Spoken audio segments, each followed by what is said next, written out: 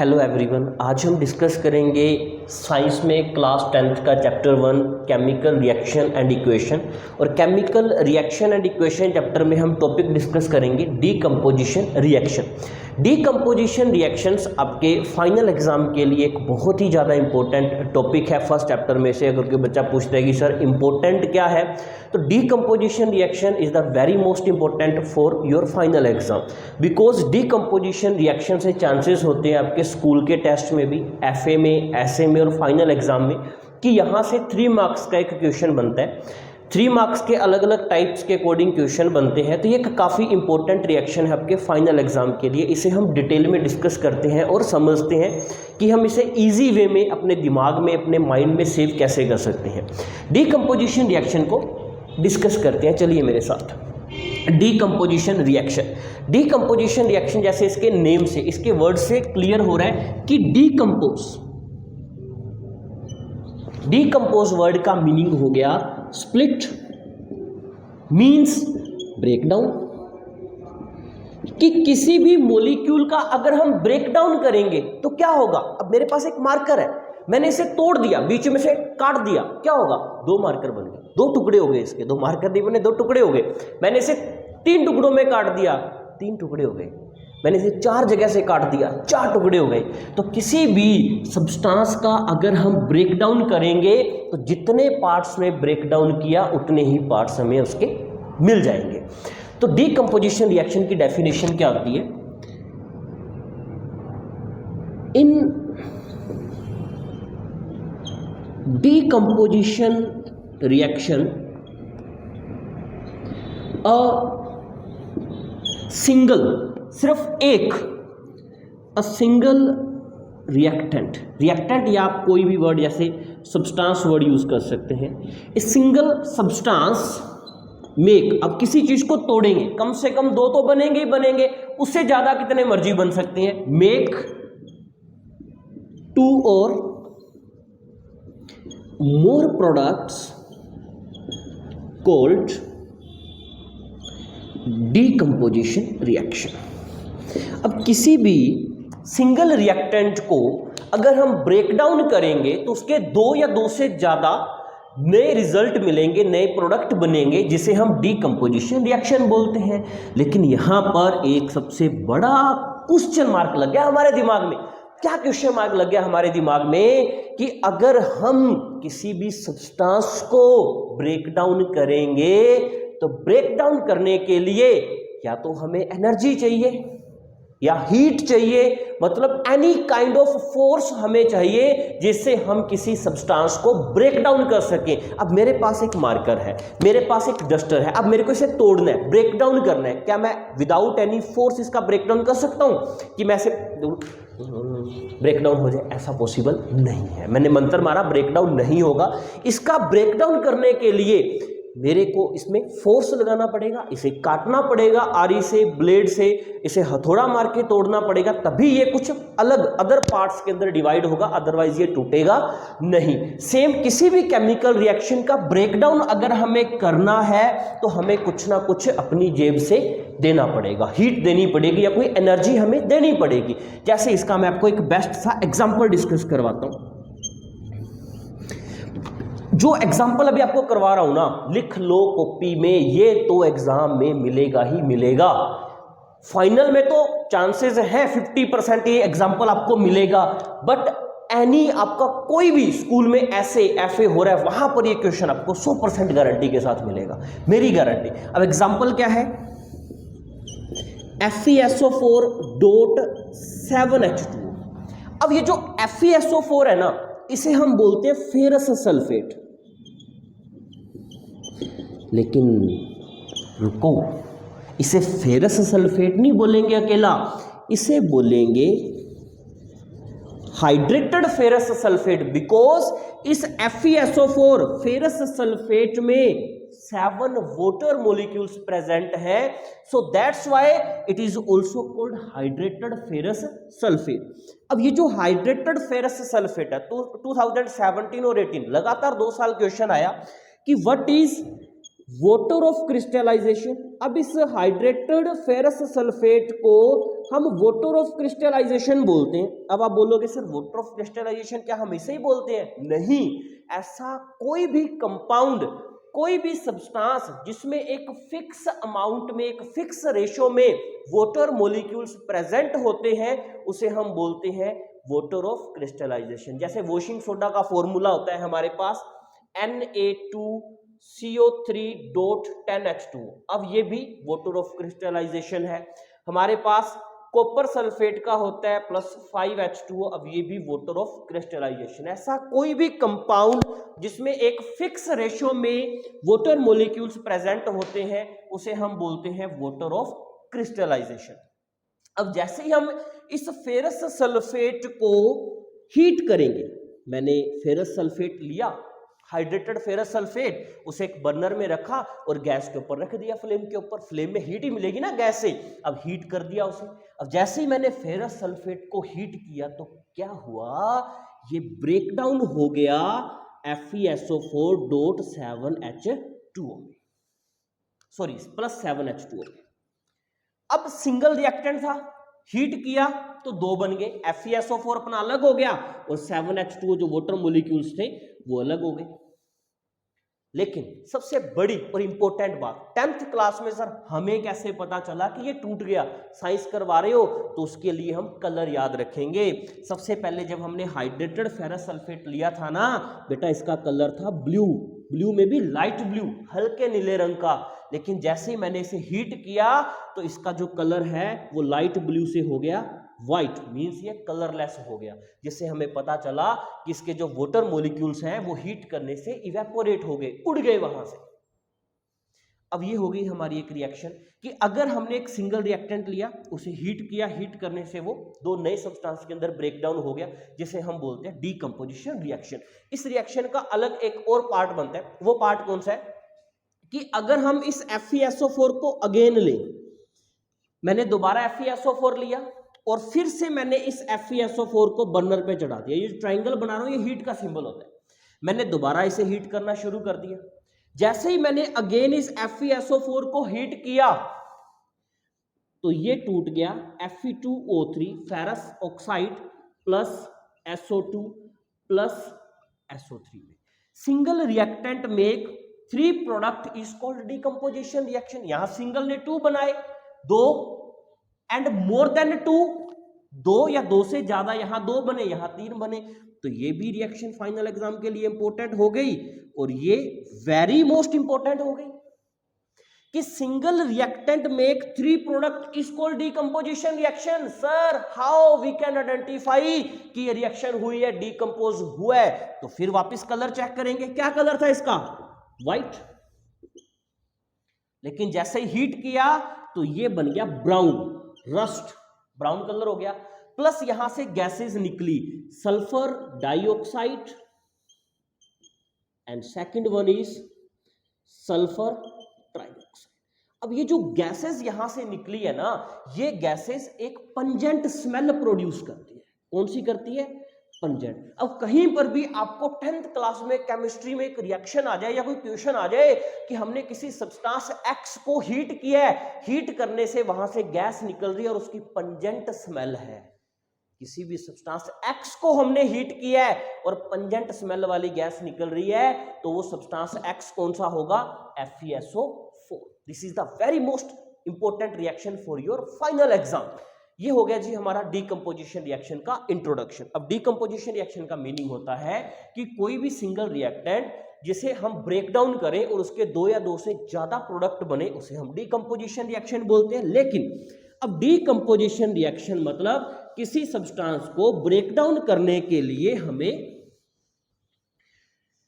कुछ ना कुछ तो चाहिए, कोई ना कोई एनर्जी या कोई ना कोई फोर्स तो चाहिए ना जिससे हम ब्रेक डाउन करें। तो वो टाइप हम डिस्कस करेंगे यहां पर। ये जो डीकंपोजिशन रिएक्शन है, नेक्स्ट हम डिस्कस करते हैं types of decomposition reaction. Next अब हम डिस्कस करेंगे डीकंपोजिशन के टाइप्स। हमारे पास 3 types of decomposition reaction present है। First one is called thermal decomposition reaction. Second one is called electrolytic decomposition reaction, and third one is called photolytic decomposition reaction. अभी मैंने बोला था ना स्टार्टिंग में जब मैंने वीडियो बनानी शुरू करी थी कि यहां से 3 मार्क्स का क्वेश्चन आता है. तो सिंपल डीकम्पोजिशन की डेफिनेशन हमें 3 मार्क्स में नहीं मिलती. ये जो अलग अलग टाइप्स है ना, ये हमें 1 मार्क्स में मिलते हैं एग्जाम में. और वेरी मोस्ट इंपॉर्टेंट ये टाइप्स है, इनका रट्टा मार लो, 3 मार्क्स तो आपके आज ही पक्के हो गए फाइनल एग्जाम के लिए. तो 1 बाय 1 हम इनको डिस्कस करेंगे. तो हमारे पास सबसे पहला जो टाइप है वो है जी थर्मल डीकम्पोजिशन रिएक्शन. अब आपको साइंस में थर्मल वर्ड मिले. थर्मल वर्ड का मीनिंग होता है जी हीट. ऐसी कोई भी रिएक्शन, मतलब हमारे पास कोई एक ऐसा सब्सटेंस है जिसे हम ब्रेक डाउन कर रहे हैं, तोड़ रहे हैं, डीकम्पोज कर रहे हैं हीट की प्रेजेंस में, उसे हम बोलते हैं थर्मल डीकम्पोजिशन रिएक्शन. अब थर्मल डीकम्पोजिशन की डेफिनेशन देखिए. The reaction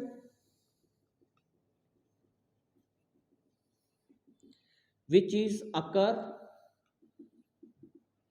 in the presence of heat. ऐसी कोई भी रिएक्शन जो हीट की प्रेजेंस में हो रही है उसे हम बोलेंगे थर्मल डीकम्पोजिशन रिएक्शन. अब हीट की प्रेजेंस में कोई भी रिएक्शन, हीट की प्रेजेंस में हमें ब्रेक डाउन करना है, हीट की प्रेजेंस में हमें किसी भी सब्सटेंस को तोड़ना है, तो उसे हम थर्मल डीकम्पोजिशन रिएक्शन बोलेंगे. अब हीट का तो अभी अभी रिसेंटली एक एग्जांपल डिस्कस करके हटे हैं. सबसे मोस्ट इंपॉर्टेंट एग्जांपल है जी, लिख दो कि अगर हम फेरस सल्फेट को हीट करेंगे तो ये जो फेरस सल्फेट है ये आगे कुछ नए प्रोडक्ट बनाएगा. Single reactant make 2 or more product is called decomposition reaction. और वो हीट की प्रेजेंस में आ जाए तो थर्मल डीकम्पोजिशन रिएक्शन. अब single reactant make 3 product is called decomposition reaction. इसे हम डीकम्पोजिशन बोलेंगे भाइयों और बहनों. अब यहां पर इसका कलर क्या था? व्हाइट. अब इसका कलर क्या है? ब्राउन. 2 गैसेस निकली हैं, सल्फर डाइऑक्साइड और सल्फर ट्राइऑक्साइड. यहां से भी क्वेश्चन आ जाएगा कि इन गैसेस की जो स्मेल है वो पंजेंट स्मेल है. ये हमें एक तीखी स्मेल देती है, जिसे हम पंजेंट स्मेल बोलते हैं. यहां से भी आपको क्वेश्चन आ सकता है एग्जाम के लिए. अब देखिए ये रिएक्शन तो आपके लिए है इंपॉर्टेंट. मैंने स्टार्टिंग में ही बोल दिया था कि ये रिएक्शन का तो भाई आप रट्टा मार लेना, ये रिएक्शन हीट की प्रेजेंस में हो रही है. इसके अलावा भी बहुत सारी जो रिएक्शंस है वो दे सकते हैं. लेकिन सबसे जरूरी बात, हम एग्जाम में जो भी रिएक्शन लिखेंगे वो बैलेंस होनी चाहिए. अब ये रिएक्शन मेरे को बैलेंस नहीं लग रही तो बैलेंस करते हैं. यहाँ पर देखिए Fe कितने हैं? 2. यहाँ कितने? 1. तो ये Fe2 हो गए. सल्फर देखिए यहाँ पर कितने हैं? 2. यहाँ पर 1 और 1 2. ऑक्सीजन देखिए यहाँ पर कितने? 4 × 2 8. यहाँ देखिए 3 + 2 5 5 + 3 8. ये जो रिएक्शन है वो बैलेंस हो चुकी है.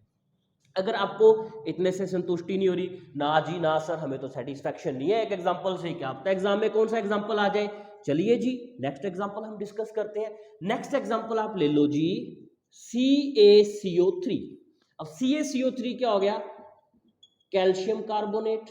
अगर हम इस कैल्शियम कार्बोनेट को हीट करेंगे तो ये हमें देगा CaO + CO2. ये रिएक्शन ऑलरेडी बैलेंस है. Single reactant make 2 product is called decomposition reaction. एक और एग्जांपल ले लो आप इसका. ये रिएक्शन भी इंपॉर्टेंट है. ये हो गया जी लेड नाइट्रेट. ये जो लेड नाइट्रेट है अगर हम इसे हीट करेंगे तो हीट करने पर ये हमें PbO + NO2 + O2 देगा. ये जो PbO है ये लेड ऑक्साइड है, ये जो NO2 है ये नाइट्रोजन 2 मतलब डाइऑक्साइड है, और ये जो NO2 है इसकी ब्राउन फ्यूम्स, भूरे रंग का धुआं निकलता है. देखिए सिंगल रिएक्टेंट मैंने लेड नाइट्रेट लिया, उसे हीट किया तो उसके 3 प्रोडक्ट बने, lead oxide, nitrogen dioxide and oxygen molecule बना. अब यहां से क्वेश्चन क्या आएगा? हमने कोई सब्सटेंस लिया X, उसे हीट किया, वहां से ब्राउन कलर की फ्यूम्स रिलीज हो रही है. अब आपको याद रखना है कि 10th क्लास में पंजेंट स्मेल, यहां से ब्राउन कलर की फ्यूम्स जब हम लेड नाइट्रेट को हीट करेंगे तब रिलीज होगी, आपकी रिएक्शन कंप्लीट होगी. लेकिन हमें हर रिएक्शन बैलेंस करके लिखनी है। तो यहाँ पर लेट देखिए पीबी कितने हैं 1, यहाँ कितने हैं 1, पीबी एक बार बैलेंस है। फिर बारी आ गई नाइट्रोजन की, एन कितने हैं यहाँ पर 2, लेकिन यहाँ पर कितने हैं 1। अब ये चीज बैलेंस नहीं हो रही भाई, अब इसे हम बैलेंस कैसे करेंगे? चलिए मैं सबसे पहले यहाँ पर N2 है तो यहाँ पर मैंने एक बार 2 लगा दिया जी, बैलेंस हो गया। लेकिन उसके बाद अब चलते हैं नाइट्रोजन बैलेंस हो गया, ब्लड बैलेंस हो गया। ऑक्सीजन 3 × 2 6 ऑक्सीजन हो गए। यहाँ बात करें तो 1, 2 × 2 4, 5 और 2 7। अब ये बैलेंस नहीं हो रहे भाई। अब यहाँ कितने हैं 6, तो एक बार ट्राई करते हैं, हम यहाँ पर 2 लगाते हैं। मैंने यहाँ पर 2 लगा दिया। अब 2 लगाने से जो पीबी है वो 2 हो गया, तो यहाँ पर भी पीबी 2 कर दो। पीबी 2 करने से अब ऑक्सीजन देखो यहाँ पर कितने हो गए 12 हो गए, यहाँ कितने हो गए 2 और 4। लेकिन यहाँ पर देखो 2 लगाने से नाइट्रोजन भी 4 हो गए, तो अब यहाँ पर नाइट्रोजन 4 कर दो, जिससे जो ऑक्सीजन है 8 और 2 10, 10 और 2 12 हो जाएंगे, 6 और 2 6 × 2 12 हो जाएंगे। तो इक्वेशन बैलेंस है। हमें एग्जाम में हर एक जो इक्वेशन है वो बैलेंस करके ही लिखनी है। तो ये आपको मैंने ऑल अबाउट सारा कुछ जो बताया ताम झाम, ये था थर्मल डीकंपोजिशन रिएक्शन जो आपके एग्जाम के लिए इंपॉर्टेंट है। अब चलते हैं जी इसके सेकंड टाइप की तरफ। अब इसका सेकंड टाइप आ गया